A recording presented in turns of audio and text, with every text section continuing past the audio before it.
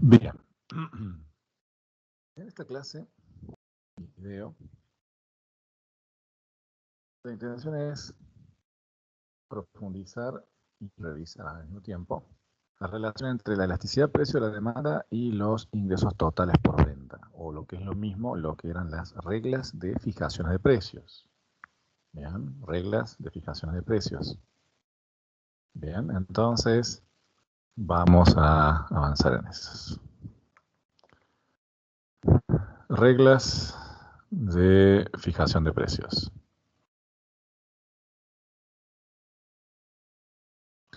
Vamos a dividirlo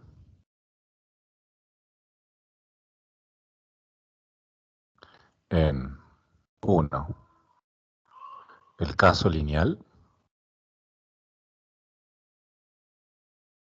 donde vamos a ver varios ítems, cómo resolverlo, y luego el caso no lineal, caso general, podemos llamarle,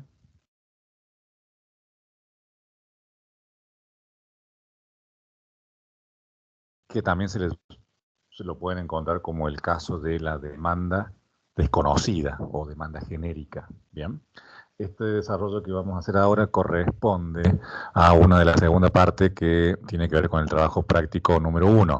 Recuerden, yo voy a colgar acá en la plataforma 6 trabajos prácticos a modo de guías. Estos trabajos prácticos no tienen que entregarlos ni mucho menos, simplemente están para que ustedes vayan siguiendo las clases y puedan ir avanzando y resolviendo eso. Esos trabajos prácticos van a sustituir a lo que vamos a llamar la guía de ejercicios nosotros. Bueno, en el trabajo práctico 1, en la guía de ejercicio número 1, en la segunda parte hay 2 casos, 2 ensayos que se tienen que responder de manera completa con todo lo que vamos a desarrollar en esta clase. Bien. Bueno, caso lineal y caso general. Eso es lo que vamos a ver ahora. En la clase anterior habíamos visto ya con detalle la función de demanda lineal. En la versión genérica, los puntos de corte, habíamos visto que era una función de demanda genérica de la forma A menos B por P, ¿sí? Con esta estructura. Esta es la función de demanda lineal.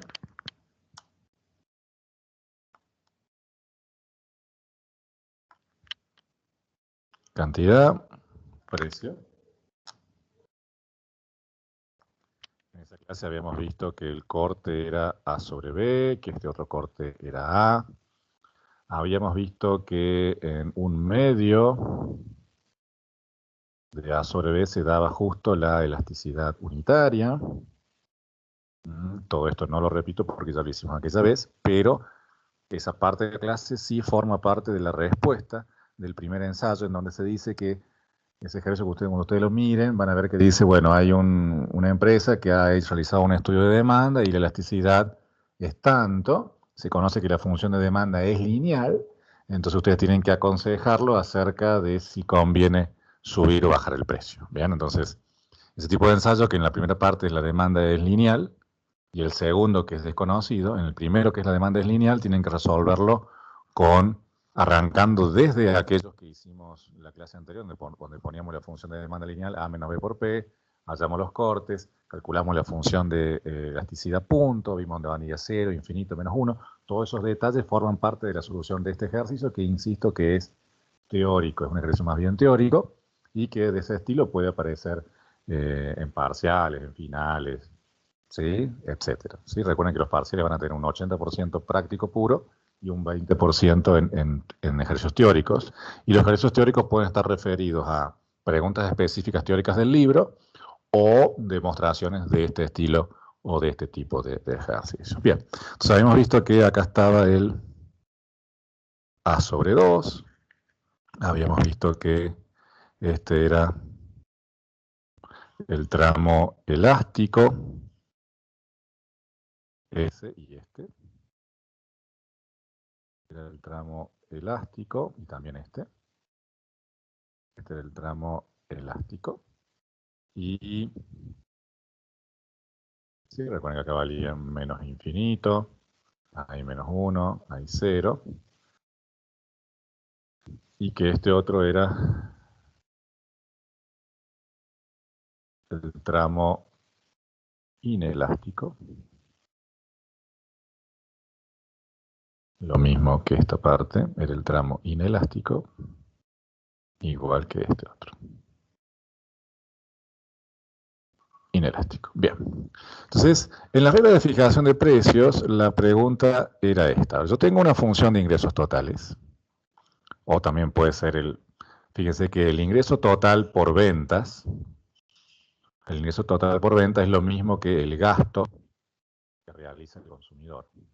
Entonces, hablar de la función de gasto o hablar de la función de ingresos totales por venta son sinónimos, son simétricos. ¿Bien? Entonces, ingresos totales o gasto del consumidor lo voy a plantear como una función del precio.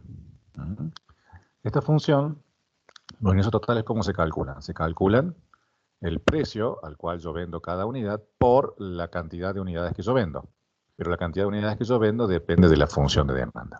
Todo este desarrollo que hacemos acá vale para el caso de una empresa que tenga posibilidades de modificar el precio. O sea, estamos hablando de estructuras de mercado que se acercan más bien al monopolio o al oligopolio, en donde las firmas tienen suficiente poder de mercado para fijar el precio. En competencia perfecta eso no es posible porque el precio viene dado por el mercado y las firmas son tan pequeñas que tienen que simplemente aceptarlo. O sea que todas estas reglas de fijación de precios van a estar encuadradas para aquellas empresas, o sea, van a ser válidas para cuando la estructura de mercado esté más vinculada a los monopolios o a los oligopolios, casos de empresas que puedan modificar los precios. Entonces la pregunta es, ¿cuándo a las firmas le va a convenir subir el precio o bajar el precio en función del precio actual que están cobrando? ¿Bien? Entonces, ¿qué es lo que ocurre? Bueno, ¿cómo calculo los ingresos totales por venta? Bueno, por un lado tengo el precio del producto por la cantidad de unidades vendidas. Entonces, este es el precio que cobro por cada unidad y son la cantidad de unidades que vendo. Pero la cantidad de unidades que vendo depende de la demanda. Si yo subo el precio, por un lado tengo más ingresos porque lo vendo más caro a aquellas personas que me sigan comprando, pero por otro lado, si yo subo el precio, vendo a menos personas. Entonces, subir el precio tiene dos efectos. Un efecto precio, gano más porque le cobro más caro a los que me sigan comprando, pero también tengo un efecto negativo porque le vendo a una menor cantidad de personas. Entonces, dependiendo de cuál de estos dos efectos sea más fuerte, va a convenir subir o bajar el precio. Entonces veamos, en este caso, en donde la función de demanda es lineal, veamos los detalles de esto. Entonces el precio por la cantidad de unidades vendidas, pero la cantidad de unidades vendidas va a depender de cuál es el precio que yo fije. Y entonces la cantidad de unidades vendidas va a ser igual a esto, a A menos B por P. Yo enchufo un precio, esto se transforma vía la función de demanda en una cantidad que yo voy a vender, lo multiplico por el precio y eso es justamente el ingreso total. Entonces fíjense que esta función yo la podría escribir así también con distributiva. Si hacemos distributiva acá, esto me quedaría A por P menos B por P al cuadrado. Fíjense cómo hago distributiva, P por A, lo pongo A por P, y P por menos B por P, menos B por P al cuadrado. Entonces fíjense que esta función, que es cuadrática en términos de P, esta función de ingresos totales, en función de P, ¿para qué me sirve esta función? Bueno, esta función me indica, para cada P que yo enchufe en esta fórmula, yo meto un P acá, yo meto un P en esta función, esto va a hacer esta operación y me va a devolver cuántos van a ser los ingresos que yo voy a obtener por vender esa cantidad de unidades que se corresponda con ese precio. ¿Bien? Entonces fíjense que esto es una función de ingresos totales y la podemos graficar.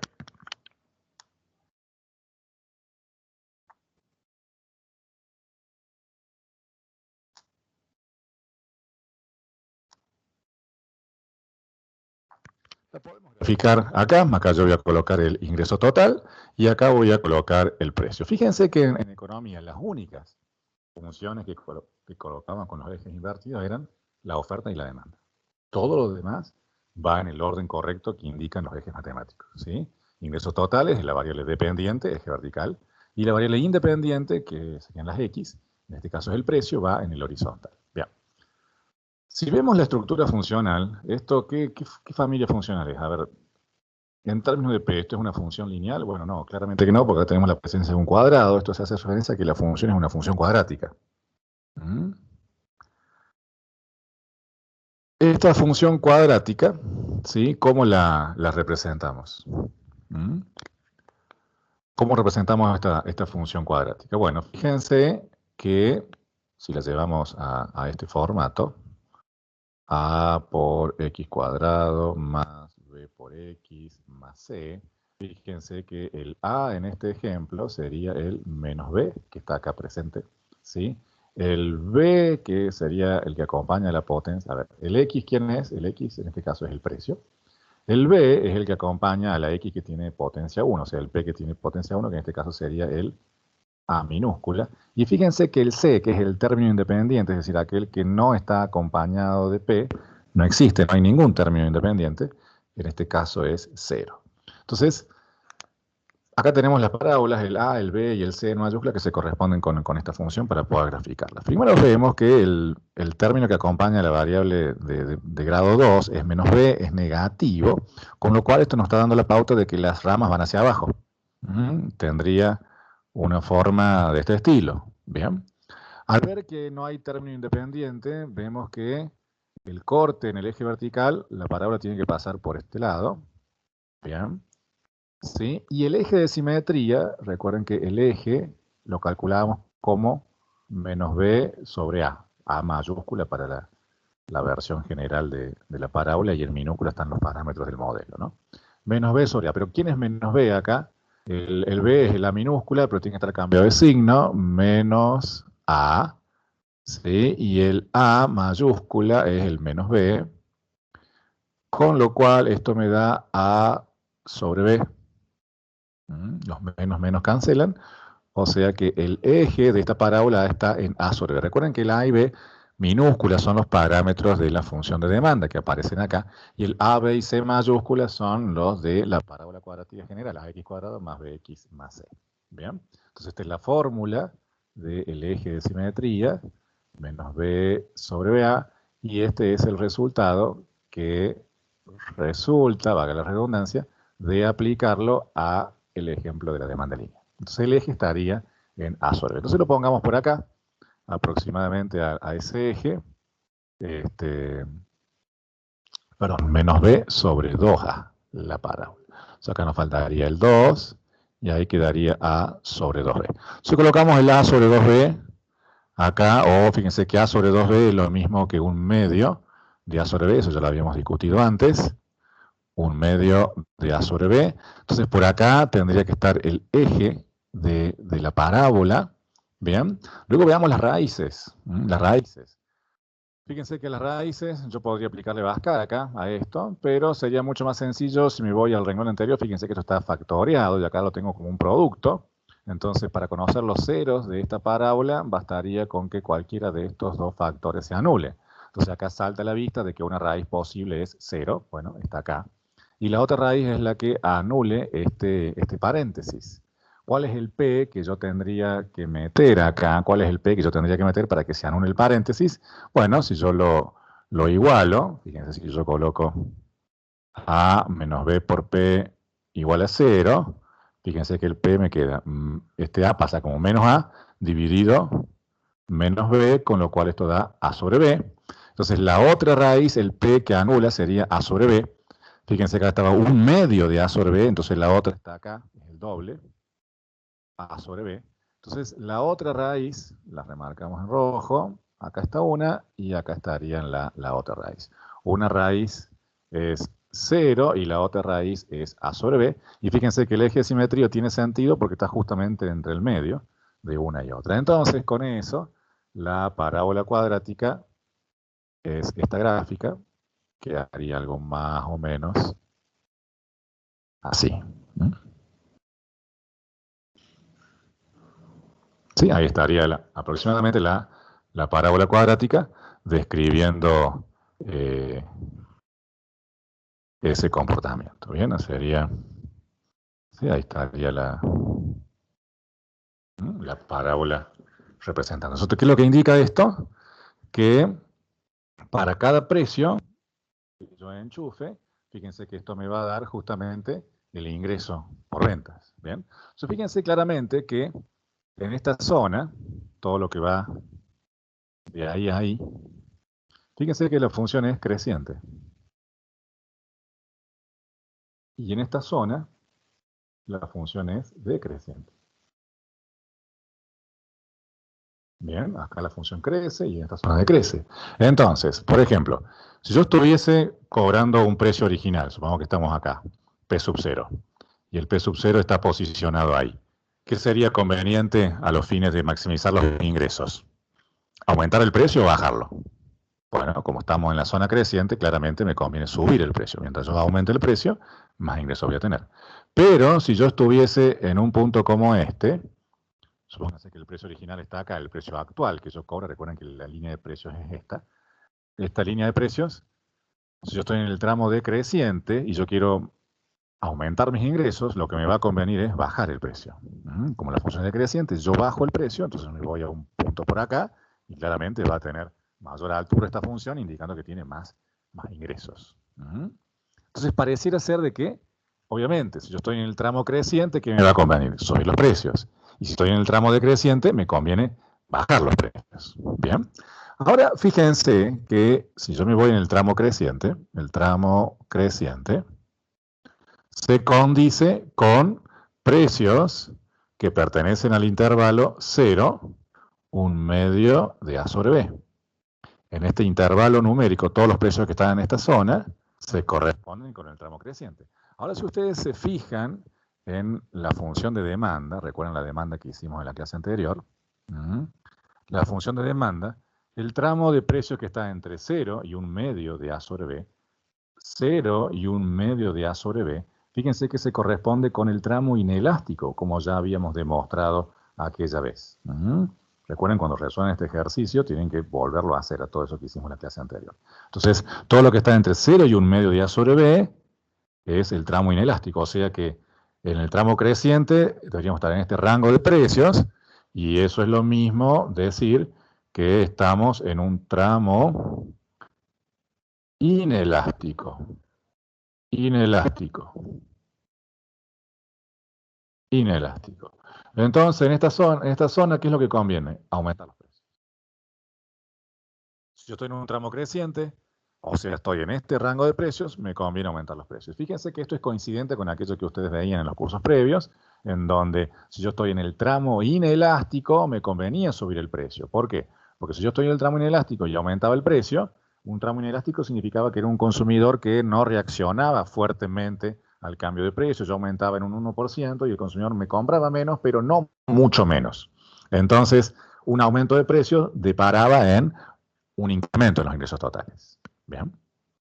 Entonces fíjense que cómo esto es coincidente con aquello que ustedes ya vieron. Bien.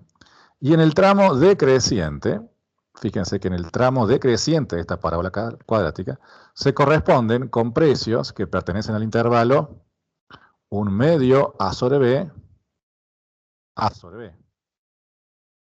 O sea, al rango de precios que está en esta zona. Pero precios que están entre 1/2 de A sobre B y A sobre B, es esta sección, corresponde con el tramo elástico. El tramo elástico. Y en un tramo elástico, fíjense que, bueno, dado que es en la zona decreciente, me conviene bajar el precio. ¿Y cuál es la explicación que ustedes daban en los cursos previos? Bueno, si yo estoy en un tramo elástico, me conviene bajar el precio. ¿Por qué? Porque si yo estoy en un tramo elástico y bajo el precio, ¿sí? Como estoy en un tramo elástico, significa que la demanda va a responder de una forma mucho más que proporcional. Yo bajo el precio y voy a tener más consumidores. Pero no solamente eso, la cantidad de consumidores que yo voy a obtener va a ser muy fuerte, de manera tal de que me compense la pérdida de ingresos que yo obtengo por bajar los precios. Entonces, si estoy en un tramo elástico y yo bajo los precios, atraigo una cantidad de clientes muy fuerte. ¿Está bien?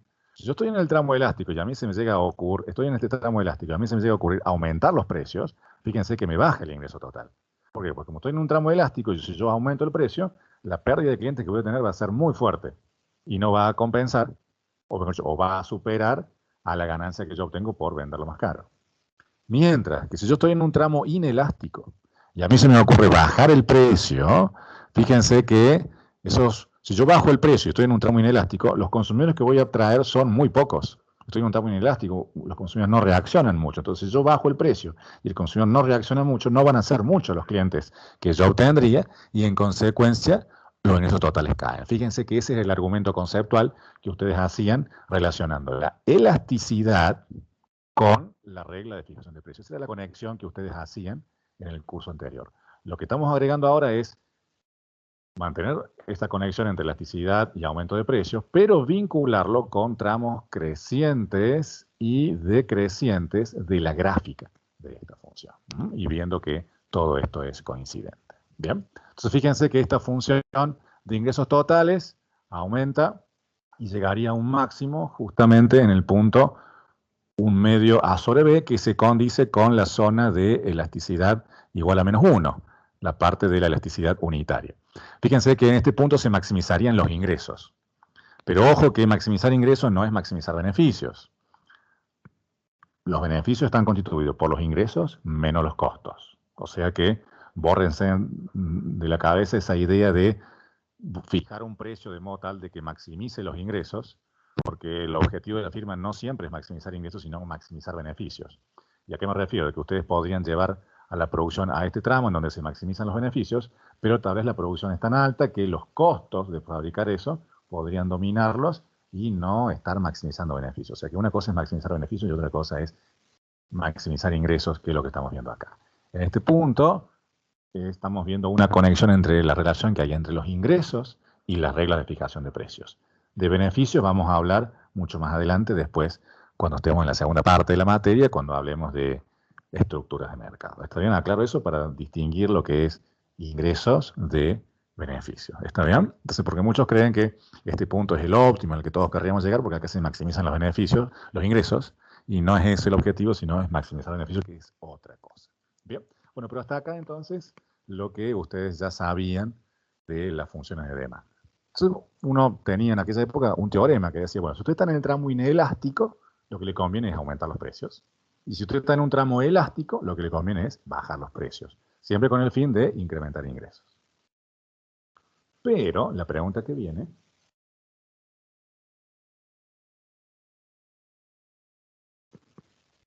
La pregunta que viene, o lo que quiero que nos hagamos ahora es, esta regla de fijación de precios, a la luz de las demostraciones que hemos hecho, es solamente válida hasta ahora para las funciones de demanda lineales. Esto es una demanda lineal. Entonces, si la función de demanda es lineal, es cierto de que si yo estoy en el tramo inelástico me conviene aumentar el precio, y si estoy en el tramo elástico me conviene bajarlo. Entonces, la pregunta es, esa regla de fijación de precios, suba en los inelásticos y baje en los elásticos, ¿será válida también para cuando la función es no lineal? Para cuando la función tiene cualquier otra estructura, logaritmo, seno, exponencial o lo que fuere. ¿Será incluso válido aún si no sabemos nada acerca de la función de demanda? Si la función de demanda es completamente desconocida. Fíjense que ese sería el caso más natural. Si uno le pregunta al kiosquero cuál es la función de demanda, y bueno, seguramente no lo conozca. Pero el kiosquero tal vez sí conoce la elasticidad porque ya ha tenido experiencias previas, él ya ha aumentado precios y ya conoce aproximadamente cuánto se le han reducido las ventas porcentualmente como consecuencia de aumentarlo. Entonces, en la vida real uno puede conocer con más facilidad la elasticidad que la función de demanda. La función de demanda es más bien difícil de conocer en el punto real. Entonces la pregunta es, si la función de demanda es desconocida o si es no lineal o si es cualquier otra estructura, ¿seguirá siendo válido esto de aumenten los inelásticos y bajemos los elásticos? Esa es la pregunta que nos hacemos. Entonces, para poder responderla, vamos a ver hasta dónde podemos llegar con esto. Entonces, fíjense que para tratar de conectar la elasticidad con los precios, lo que hicimos fue tratar de construir la función de ingresos totales, la graficamos, y de esa gráfica yo detecté los tramos elásticos de los inelásticos. Perdón, los tramos crecientes de los decrecientes. Y una vez que yo pude graficarla, me pude dar cuenta en dónde es creciente y en dónde es decreciente. Y una vez que yo sé cuándo es creciente y decreciente, ya sé dónde me conviene subir los precios y dónde me conviene bajarlos. En los crecientes los subo y en los decrecientes claramente los bajo. Pero si la función de demanda es desconocida, veamos qué pasa. Veamos si podemos seguir las mismas reglas de recién. A ver. Una función de demanda general o desconocida la podríamos, en vez de, recuerden que recién pusimos función de demanda igual a menos b por p, una función lineal general. Pero si la función de demanda es general o desconocida, simplemente la podríamos escribir así, una función Q de P. Donde Q de P hace referencia a cualquier relación que exista entre la cantidad de demanda y el precio, pudiéndose ser cualquier función. ¿Sí? No le pongo ninguna restricción que sea lineal. Puede ser cualquier función, incluso completamente desconocida. Lo único que sabemos es que hay una relación entre el precio y la cantidad y que esa relación es negativa. ¿Bien? Ese sería el caso de la demanda general. Bien. Entonces, si yo sigo la idea de recién, conformo la función de ingreso total, función del precio, y esa función tenía la forma de el precio por la cantidad vendida. Y lo que hicimos después fue sustituir esta función por el A menos B por P, porque conocíamos la función. ¿Qué es lo que ocurre ahora? A la función de demanda no sabemos simplemente que es una función de demanda real. O sea que, fíjense que estoy en esta situación. Al ser la función de demanda desconocida, la función de ingreso total es desconocida, porque esta expresión Q de P puede ser cualquier cosa. Puede ser lineal, no lineal, logarítmico, cualquier estructura funcional que a ustedes se les ocurra. Entonces, el no poder conocer la forma analítica de la función de demanda me impide poder graficarla. Y si no la puedo graficar, no la puedo ver, y si no la puedo ver, no puedo detectar dónde es creciente o decreciente. Y si no puedo saber dónde es creciente o decreciente, no puedo saber si me conviene subir o bajar el precio. Entonces estamos en un problema. Estamos en un problema de que no lo puedo graficar, no la puedo ver a la función. Entonces, la pregunta que nos hacemos es, ¿cómo podría yo detectar si esta función es creciente o decreciente bajo ciertas condiciones sin poder graficarla? O sea, detectar el tramo creciente de esta función a ojos cerrados. ¿Sí? ¿Cómo hacerlo a ojos cerrados, sin poder ver la gráfica? ¿Bien? Entonces, fíjense que en realidad yo no necesito la gráfica, lo que yo necesito es el tramo creciente o decreciente. Y habíamos visto que una de las aplicaciones, o una de las maneras de poder conocer si la función de demanda, si la función es creciente o decreciente, la de ingresos totales, era tratar de ver bajo qué condiciones la derivada es positiva. Si yo pudiese calcular la derivada de este ingreso total con respecto al precio, la derivada del ingreso total con respecto al precio, yo calculo esa derivada, y si yo puedo ver bajo qué condiciones esto es positivo, si esa derivada fuese positiva, yo estaría autorizado a pensar de que en el entorno de ese punto la función es creciente. ¿Sí? Si esto me diese positivo, yo podría pensar de que en un precio P sub 0, este es el eje P, este es el ingreso total, la gráfica la desconozco, pero si eso me da positivo, yo estoy autorizado a pensar de que la recta tangente en ese punto es creciente. Y si me diese negativo, yo debería imaginarme que en ese precio P sub 0, ¿sí? En ese precio P sub 0 hay una recta tangente negativa. Si la derivada es negativa, debería imaginar una recta de esta manera. O sea que si yo puedo ver bajo qué condiciones el signo de la derivada es positivo o negativo, automáticamente lo puedo asociar a creciente, decreciente, y de ahí tengo listo la conveniencia o no de subir o bajar el precio. Entonces, fíjense que la derivada me permitiría puentear la gráfica. Yo podría detectar el tramo creciente o decreciente sin graficarlo. Y esa es la principal virtud de poder haber entendido derivadas. ¿Bien? Bueno, entonces lo que habría que hacer es derivarlo y ver dónde es creciente o decreciente. Pero el problema no acaba ahí porque yo ahora tengo que derivar esto. Y si yo miro, fíjense que en función de P, acá yo tengo dos funciones, P y esta sería otra función. Es como si fuese F y G. O sea que yo tengo un producto de funciones. O sea que yo para derivarlo tendría que aplicar la regla del producto. ¿Bien? Pero el problema que yo tengo es que esta expresión es desconocida, entonces no puedo derivarlo con una regla estándar. Bueno, si esto fuese x cuadrado, 2x, logaritmo 1 sobre x, o sea, como no conozco la forma funcional de esto, me cuesta derivarlo. Entonces, lo que vamos a hacer es derivarlo de manera general. Sabemos que por la regla del producto, recuerden que la regla del producto, si yo tengo f por g y quiero derivar esto con respecto, ¿sí?, a p en este ejemplo, era la derivada de f por g sin hacerle nada, más la f sin hacerle nada por g', por la derivada de g. O sea, eso es lo que habíamos visto como la regla del producto. ¿Bien? Entonces, fíjense que acá una de las funciones es p, y la otra función es q de p. Son dos funciones de p. ¿Bien? Entonces, La derivada de P con respecto a P es 1. P con respecto a P es 1. Bien. La derivada por el Q sin hacerle nada. Por Q de P. ¿Sí? F por G. Más el primero sin hacerle nada, que es P, F, por la derivada del segundo. Y la derivada del segundo es simplemente la derivada de Q con respecto a P porque desconozco la forma funcional que está ahí. ¿Bien? Entonces, si lo limpiamos un poco, esto me quedaría Q de P, porque 1 por Q de P es Q de P, más P por derivada de Q con respecto a P. Bien, eso sería entonces la regla del producto aplicada a la derivada del ingreso total. Y recuerden que el objetivo es ver cuando esto es creciente o decreciente.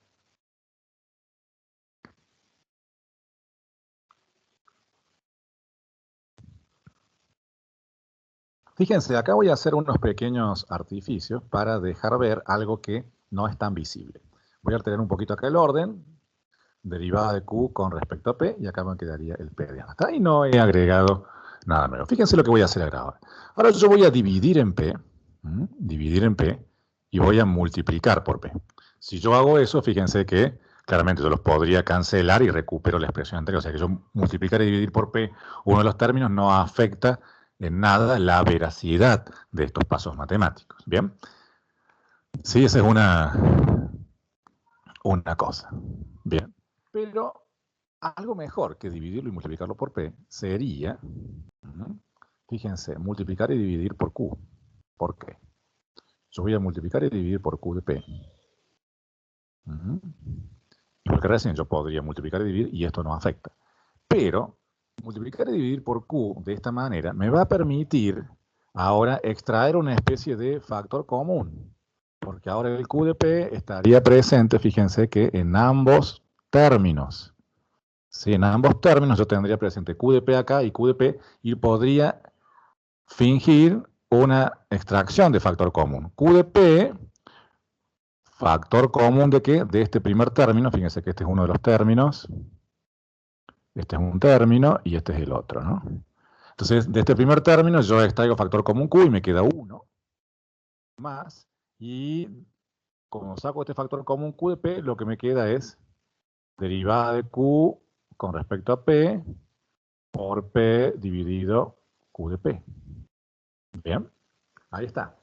Y fíjense que toda esta expresión es lo que da como resultado la derivada del ingreso total con respecto al precio. Bien. Ahora, si uno se fija con atención, esta expresión que quedó acá dentro del corchete, este segundo término del corchete, recuerda a qué cosa.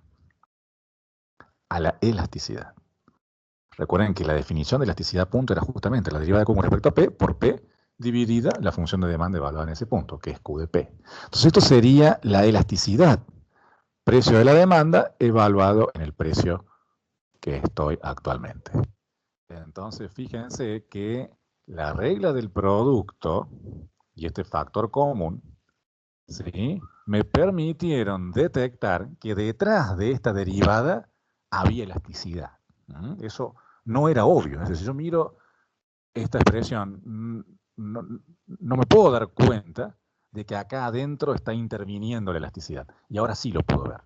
Fíjense que todos los aplausos de esta deducción se las lleva la regla del producto, porque la regla del producto y esa extracción de factor común me dejan ver que acá hay elasticidad. ¿Y qué tiene que ver? Bueno, esto me está diciendo que ahí va a haber la elasticidad, el valor de elasticidad va a interferir en si esta derivada es positiva o negativa. Ahí vamos. Entonces, tenemos esto. Recapitulemos. ¿Cuál era el objetivo? Era detectar el tramo creciente o decreciente. No lo puedo graficar, pero puedo derivarlo. Y si la derivada es positiva, puedo decir que la función es creciente. La derivada es esta. Ahora tenemos que ver bajo qué condiciones esto es positivo o negativo. Esto que está acá es una cantidad física, o sea que esto siempre es positivo. Con lo cual el signo va a estar dado por este corchete. Bien. Entonces fíjense que el signo de este corchete es el que va a determinar si la derivada es positiva o negativa. Bien, entonces veamos algunos casos. Supongamos que la elasticidad precio de la demanda pertenece al tramo 0 Claro, pertenece al tramo menos 1, 0. ¿Sí? Es decir, acá está el 0, el menos 1, el menos infinito. Supongamos que contemplemos el caso de que la elasticidad esté comprendida en este tramo. Ahí. Bien. Si eso ocurre, fíjense, si esto ocurre, si la elasticidad está en este tramo menos 1, 0, el tramo inelástico, veamos qué ocurre.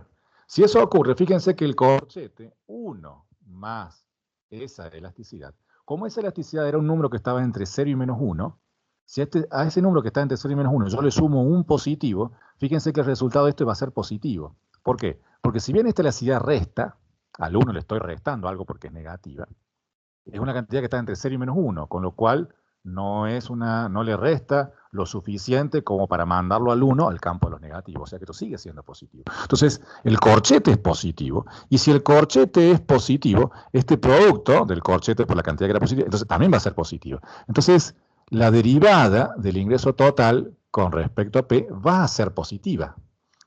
Si la elasticidad es inelástica, lo que ocurre es que este corchete es positivo. Si este corchete es positivo, la derivada es positiva. Y si esa derivada es positiva, entonces el ingreso total es creciente. Es creciente. Entonces, si es creciente, yo lo debería asociar debería imaginarme una gráfica de este estilo, la derivada positiva. ¿Sí? Entonces la función es creciente. Entonces, si yo estoy en este punto, ¿sí? Es creciente. ¿Eso qué significa? Estoy en el tramo creciente, ¿qué es lo que me va a convenir? Aumentar el precio. Fíjense cómo ese teorema que habíamos visto antes de que si estoy en inelástico me convenía aumentar los precios, que era válido para el caso lineal, también es válido para cualquier estructura funcional, conocida, desconocida, con cualquier estructura también sigue siendo válido. Si yo estoy en el tramo inelástico, este corchete es positivo. Si el corchete es positivo, la derivada es positiva. Si la derivada es positiva, el ingreso total es creciente. Y si es creciente, me conviene subir el precio. Bien. Al revés. Si la elasticidad pertenece al menos infinito, menos 1, es decir, acá está el 0, el menos 1, el menos infinito, es decir, si ahora yo estoy tratando este caso, el caso que esté acá, el tramo elástico, demanda elástica.